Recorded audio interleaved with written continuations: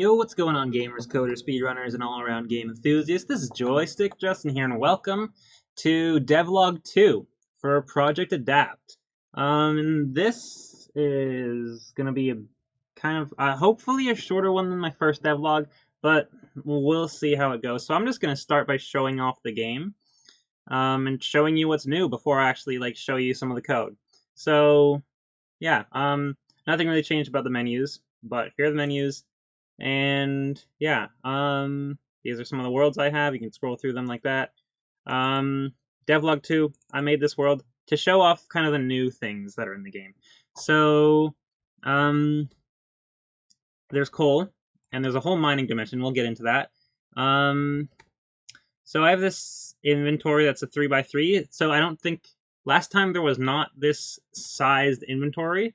So I'll show that when you start a new world, it starts you with this crafting inventory right here. It's literally 2 slots, and you can't really do a whole lot with that. But yeah, that's what it kind of starts you with. Now I'm gonna walk over here. I'm stuck on this side of the rocks. I'm gonna move over to this side and show off. Yeah, so there's some of the same crafting recipes we saw before. So there's these sharp stones, and you start the game by hitting these trees. And then if you want to increase your crafting window size, you go like that, and you make one of these, and you right-click it, and it makes your inventory bigger. Yeah, so that's the world we have so far. There's oceans, and these are called rocklands, and there's beaches. So this is meant to be sand that's beside the beach. And over here we have trees. This is kind of like a meadow-ish area beside a forest. So yeah, the world is kind of randomly generated like that. So yeah, and that's how I just showed off how you can upgrade your inventory size. So there's another crafting upgrade that upgrades it to a 3x3, and I'll show the recipe for that in a minute. But first, let's make a pickaxe. So here's a crafting recipe for a pickaxe. So I grab 2 of them. I'm actually gonna grab I'm gonna grab 2 more actually, because I'm probably gonna need a few to do some of the mining that I'm about to do. And I don't need the axe to be there. Crafting recipe for these is that's a crafting recipe to make these. These are just walls, and then a door is this crafting recipe, makes a door. And yeah, this is a door that opens and closes. Let's make the mine. So I'm not sure. I don't think that in Devlog 1 I showed off. So when you're near this stone table, it gives you a 3x3 crafting window if you haven't already used the upgrade. But that upgrade needs a 3x3 crafting window, so you have to make the stone table before you can make the upgrade to give yourself a 3x3. Hopefully that makes sense. Then if you're near an anvil, you get a 4x4, and they're used to make bigger crafting recipes. That'll show you in a minute. But to make a mine, if you want to go to the mining dimension, it's kind of a different dimension, honestly. But yeah, here's the mine. I'll throw it right here, and right-click it. Now I'm in the mining dimension. And I've been here a little bit grabbing coal and things, but I just wanted to show you that. So this is uranium. You need a stronger pickaxe. Uranium needs like a really high level pickaxe, which is a topaz pickaxe. And the topaz pickaxe is, well, it's going to be kind of expensive because topaz is going to be really, really rare and hard to find. You need an iron pickaxe to get aluminum, and you also need an iron pickaxe to get gold. Aluminum really doesn't have that hardness level that it needs iron, but I just kind of did it because aluminum's, I've chosen it to be kind of a later game ore. So yeah, I'm just going to collect some iron. I'm going to need a lot of it, so I'm just going to grab a lot of it. I'm also going to need a bit of iron. The game is lagging a little bit as my computer's trying to figure out what it's doing with its recording and stuff. But yeah, and we're also generating new chunks, and maybe this is the game showing me that I need to make my chunk generation, at least in this dimension, I need to make it a little bit better. But I need more lithium. And that lithium, there was a lithium ore over there that I saw. Oh, here's more. Good. So yeah, the pickaxe just broke. Pickaxes have durability. I actually increased, that's something I can, yeah, a new devlog thing I can say is that I increased the durability of these pickaxes. Don't remember what it was. I did that a while ago. I think it was 10 before. It's probably close to 20 at this point. Yeah, so the thing about the mining dimension is, I mean, as you can see, it kind of puts ores near each other that are like the same type of ore. Puts them near each other. So, yeah. Then there's the mine, and this mine is your way out as well. You can't leave unless you come back to this mine and right-click the mine. So let's go and make a blast furnace. So here's the crafting recipe for blast furnace. And I'll make 2 of them to start. And we'll throw them down over here. And I'm gonna give 2 coal, and I'm gonna split the iron up like that. And so in the blast furnace, it takes 3 ore to make 1 ingot. So that's why I'm splitting these up kind of in multiples of 3, which is the most efficient way to do it. I'm trying to figure out the multiples here that I'm working with. Okay, that's good enough. I'm gonna go like that actually, and then there we go. Cool. And then I'm gonna throw some coal into there, turn them on, and then over here, this guy, so the flame gets smaller and smaller as you continue smelting more things. Similar to kind of the way Minecraft did it, it's inspired, some of this game is inspired by Minecraft. And as you can see, you're making iron, copper, and you're smelting that stuff. So here's the crafting recipe that gives you the upgraded inventory. So yeah, this crafting window, it goes from, it becomes 2 slots, goes to up to 2 slots, and then when you use this item, which is the crafting upgrade, it'll increase you to a 3x3. Now obviously I'm already at a 3x3, so it's not really doing anything, and it's useless, so I'm just going to get rid of it. But so when you're at the 2x2, when you're at that level, standing near the stone table gives you the 3x3, and then if you're standing near the anvil, you get a bigger one like that. So yeah, I just kind of wasted iron and copper by making that upgrade, but it was for demonstration purposes, so not a big deal. I'm going to, I think, yeah, I'm going to show you the electronics that I have in the game. So that's copper wires. They're used to transmit electrical signals, and I'm going to make a battery. Well, I actually called it an LESU. LESU. Lithium Energy Storage Unit. It's made using lithium, so yeah. So this little bar tells you how much energy is in it. I just placed it down, just made it, so it has no energy in it right now. But if I grab a power source, I can show you. Do I have enough? I barely have enough, actually. So let's make a generator. I need to be properly situated. I have to kind of change it, because it's sometimes you have to stand in kind of a specific place for the game to detect that you're near an anvil. Or the crafting table as well, the stone table. So here's your generator. So basically, the generator can access energy from all its sides, and the storage unit. I also haven't added collision. There's going to be collision in this generator. You're not going to be able to just go inside of it like that. But here's the generator, so you have a little slot to throw in some coal. So if I'm going to give it 3 coal to just start making it get energy. So it's filling up with energy, and it's kind of spazzing back and forth. I've done some I've looked into trying to fix that, and every time that I've fixed this problem, there's another problem. Like energy would not really distribute itself in the energy system very well.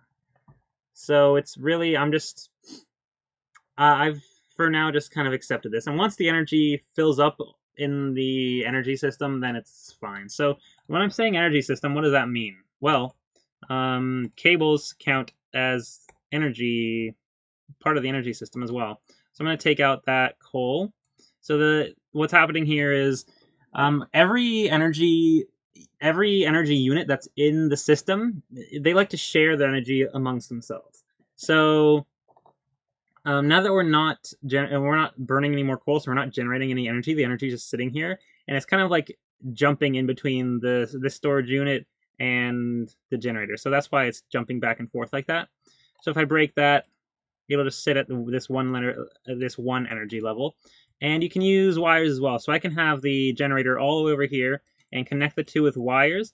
Now, if I turn this guy on right now, he will lose some energy because the wires have some energy storage in themselves.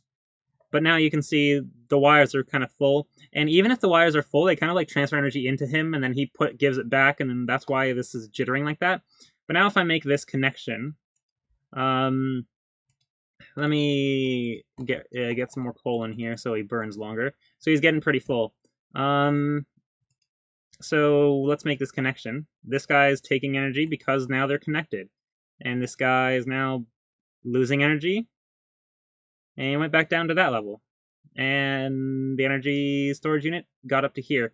So the further the energy devices are from each other, and before I even say any of this, I did not code this purposefully. But the further they are from each other, the less distributed their energy is going to be. So my goal of coding it was to have this bar be kind of at like the same level for all different energy systems. So you can see he's more than half over here, but this guy's like down here. So if they're closer together, then they would have similar energy. But now instead, what they're doing is whoever has the higher capacity for energy storage gets most of the energy. So yeah, that's kind of the way it works if they're not close to each other. So let's make another generator. And I can show you that you can make a huge energy system. Just you can connect them all using copper wires, and then yeah. So let me go grab. Here's the coal ore. I don't think I showed that yet. And then let's grab some iron, and we'll grab enough. There's also that glitch you just saw there. I went through one of these boulders that had iron in it. I don't really know why, and I'm gonna try to figure that out. My collision detection is not perfect yet. Yeah. So let's go like this, and like this. Just splitting them up properly. And I just got some more coal from doing that mining, which is good, because coal is the energy system right now. You can't throw wood.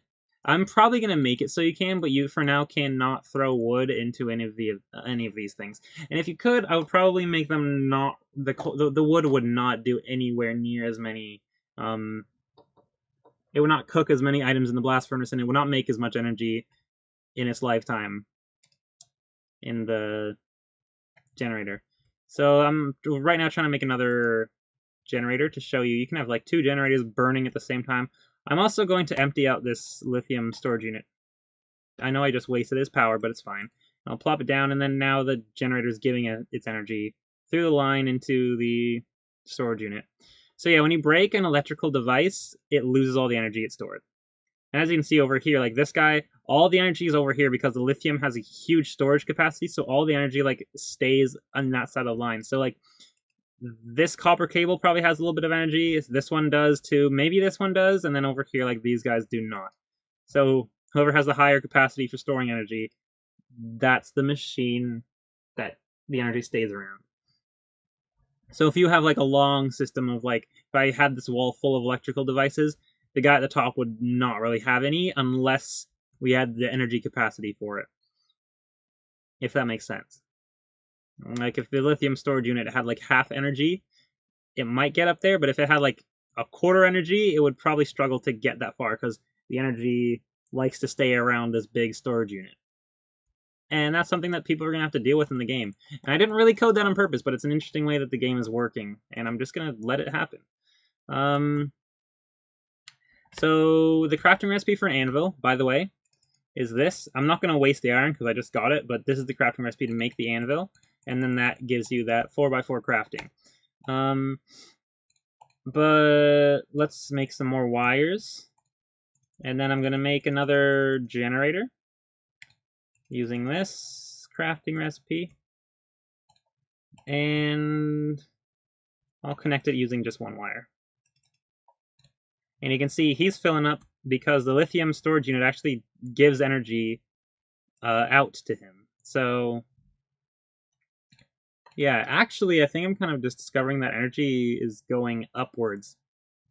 Like this lithium storage unit has less energy than him, which is, I guess the energy just kind of goes up, and then I think, depending on the way that I coded it, I guess. But yeah, you can have two guys generating power at the same time, and then the lithium storage unit it'll fill up with power faster. So yeah, they're both burning, they're both making energy. Yeah, so that's all that I have in the game since the last devlog. Let me show you some of the code. So I've made packages for Java, but as you can see, here are my packages that I've made. I've kind of organized my code because it was kind of confusing when I was getting, like, I have a lot of classes at this point, and like, look at all these classes. There's a lot, and like all of these being in one spot, like I cannot even imagine that. That was so terrible to go through. But yeah, so I'll show you some of the code. So here is my container. So if you right click on any container, here's kind of what the code looks like to do that. So every type of container is here. So the copper wire technically is a container because it contains energy, but you right click it, and when you right click it, it opens your inventory, but there's nothing. The copper wire doesn't have any slots or anything, and I've chosen not to show how much energy it has. So if you look over here at the inventory handler, so the currently open container is an instance of electronic, which means is the container that you're looking at right now, is it an electronic? And is it not a copper wire? So this is saying, this exclamation mark means not. So it's saying if it's not a copper wire, then do this. And this basically puts on the screen the little red bar that shows how much energy is in the machine. So yeah, these are the container IDs, and then each container has its own, has a few things that define it. So there's tile ID. So the first thing is, what tile ID does this container correspond to? So they're all like the same tile IDs, but then over here, if you look at surface tile IDs, there's a lot of tile IDs. So I've said, okay, blast furnace is this one, it's line 20. So it's like the 20th item that I've made, but it's the first container that I made. So it's telling the game, like, okay, so the tile ID is blast furnace. So if you see a blast furnace tile placed, then make this container for it because it's a container. And then there's these three variables. So is an electronic, can it be turned on and off, and does it have a flame? So the flame is like that little thing above the coal slot that like tells you how much burn time is left. So the blast furnace is non-electronic, can be turned on and off, and does have the flame. Copper wire, it is an electronic, but it cannot be turned on and off and does not have a flame. The LESU is electronic, but can't be turned off, the same thing. And then the coal generator has all true. So it is an electronic, it can be turned on and off, and it does have a flame. And if I add a machine, so if I wanted to add like a machine that would do the ore processing more efficiently, it would be, yes, it's an electronic, yes, it can be turned on and off, but it does not have a flame because it's not burning fuel, it's using the energy that's in its storage, in its energy storage. So yeah. And then you have kind of a few classes that control. So here's the blast furnace, here's the code that makes the blast furnaces. A lot of code really, but I feel like I could have made this more efficient. But I will probably look back and try to make this code more efficient. But for now, this is what we're working with. So yeah, this code is the code that makes the blast furnace burn its coal and do its smelting. And then over here we have a similar kind of code, a lot more efficient. Like this is pretty much doing a very similar thing that the blast furnace is doing, but it's that amount of code versus this huge amount of code. Now down here, there's like every single input slot is checking to see if it has an item, and then does the output slot have that same item. So it's kind of doing that, and it's somewhat it's kind of inefficient, and I should probably look into that. But for now, we have the starting bits of having electronics in the game. Now, last devlog, I said some things that I have and have not made. So the crafting system, I guess we can show the changes to the crafting system. So, here's the crafting system kind of changes. So if you right-click, here's me right-clicking. It keeps the item selected, so I can use the same item, keep right-clicking without going back and forth. Before, it'd be like, okay, so if I want to make a blast furnace, I have to go like that, and this got very repetitive. So now, instead of going back and forth and clicking, if you right-click, it'll keep that item selected. But then I said, okay, if you click another item, instead of swapping them, usually if you have an item selected and then you click another item, it'll swap them. But I've coded it so that it's detecting, are you crafting right now? And if you are, then don't swap them. And then that makes it easier to craft. Now, I'm going to probably put a craft button down here, and maybe even an output slot to show you, here's the item you're about to craft. So yeah, I'm going to hopefully add that to the game as well. But yeah, as you can see, we've got, I'm kind of just now playing the game a little bit, because it's actually kind of fun to, kind of fun to just go and, like, make energy. Even though there's no use for the energy yet, but eventually I will have a use for it. So, yeah, but as you can see, there's, the energy, it looks like the energy goes up, then left, then down, and then right. So the up left part of the energy system will have the most energy, which I guess is not the end of the world. But yeah, that's just the way the energy moves. Maybe I'll say that maybe the North Pole is in that direction, and maybe there's a magnetic field that's causing that. Who knows? What did I just do? Okay, I think, yeah. But that's pretty much the whole game at this point.